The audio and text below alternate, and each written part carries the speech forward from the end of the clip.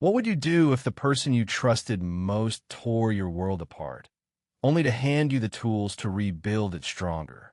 My name is Elena, and this is the story of how betrayal, lies, and a cunning cousin led me to a life I never imagined, one where I emerged not as a victim, but as the architect of my own triumph.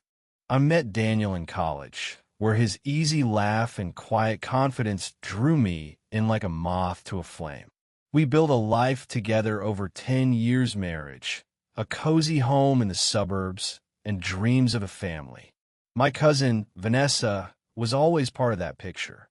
She was the sister I never had, the one who knew my secrets and shared my laughter. Growing up, we were inseparable, despite her occasional sharp edges, her need to be the center of attention, her subtle jabs disguised as jokes. I brushed them off, chalking it up to her personality. After all, family forgives. Vanessa moved to our city a year ago, fresh off a messy breakup, and I welcomed her with open arms. I helped her find an apartment, introduced her to our friends, and invited her into our home. Daniel, ever the gentleman, treated her like family too. But something shifted in those months. Vanessa's visits grew frequent, her hugs with Daniel lingering a second too long. I noticed, but I didn't question. Doubt felt like a betrayal of them both. Then came the night that shattered everything. I was supposed to be at a work conference, but it ended early, and I came home unannounced. The house was dark, save for a soft glow from the bedroom. My heart pounded as I climbed the stairs, each step heavier than the last. I pushed open the door, and there they were, Daniel and Vanessa, tangled in my sheets, their faces frozen in shock. The air left my lungs. I didn't scream or cry. I just stood there, the weight of their betrayal pressing me into the floor. Vanessa scrambled for excuses, her voice high and frantic. "Elena, it's not what it looks like." Daniel was silent, his eyes avoiding mine. I walked out, my mind a blur, and checked into a hotel. For hours, I sat in the dark, replaying every moment, every sign I'd ignored. The pain was raw, but beneath it, something else stirred anger, not at them, but at myself for being so blind. The next morning, Vanessa called, sobbing. She begged for forgiveness, claiming it was a one-time mistake, that she'd been lonely, that Daniel had pursued her. Her words dripped with desperation, but there was something rehearsed in her tone. I listened, letting her dig her own grave.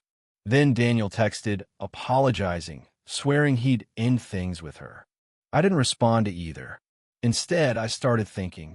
Vanessa's manipulation didn't stop there. Over the next week, she spun a web of lies, texting mutual friends about how I'd misunderstood the situation, painting herself as the victim. She even showed up in my office, tears streaming, claiming she was worried about me. But her eyes betrayed hair-off flicker of calculation, a hint of satisfaction. She wasn't sorry. She was playing a game, one she thought she'd win. That's when I met Clara, the twist I didn't see coming. Clara was Daniel's co-worker, someone I'd met briefly at a company event. She reached out, asking to meet for coffee. I almost declined, but curiosity got the better of me. Over lattes, Clara revealed a truth that shifted everything. She'd overheard Vanessa bragging to a friend at a bar about stealing Daniel, saying she'd always wanted what I had me husband in my life. Clara, who'd never liked Vanessa's flirtatious behavior at work, had recorded the conversation. She played it for me, and there it was, Vanessa's voice, smug and unapologetic, plotting to drive a wedge between me and Daniel to take her shot at my life. The recording was a gift, but it was also a spark. I wasn't going to let Vanessa's betrayal define me. I decided to play her game better. First, I confronted Daniel, not with tears, but with steel. I told him I knew everything, including Vanessa's manipulation. He broke down, admitting she'd been pursuing him for months, exploiting his insecurities about our marriage.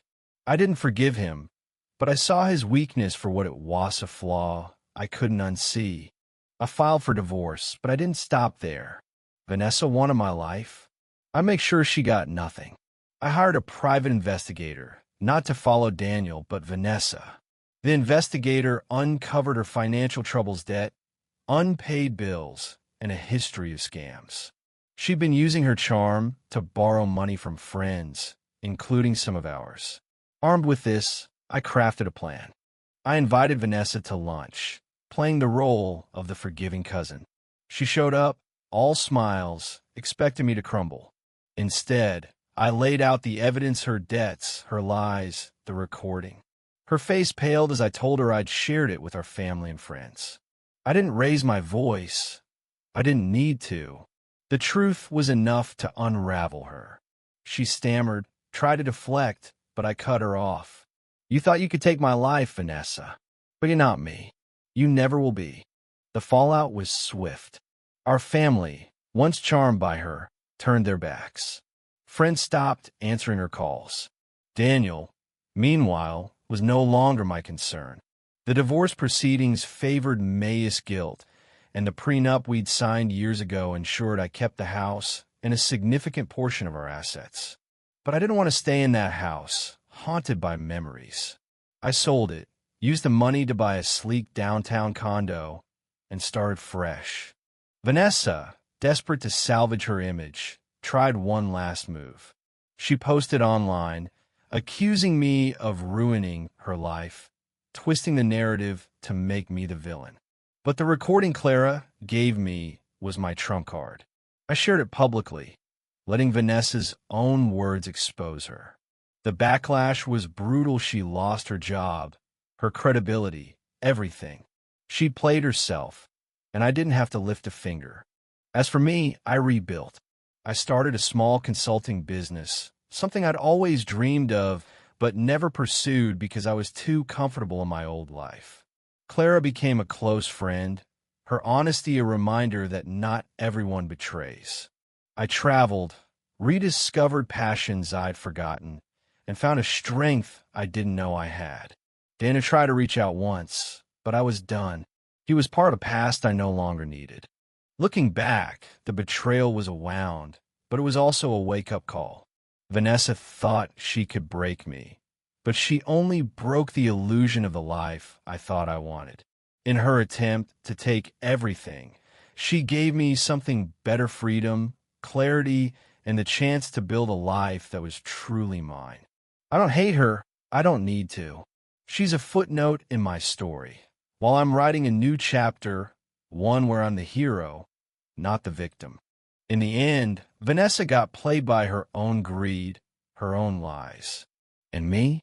I got everything not because I took it from her, but because I found it within myself. Life has a funny way of turning pain into power, doesn't it? What would you do with that kind of power?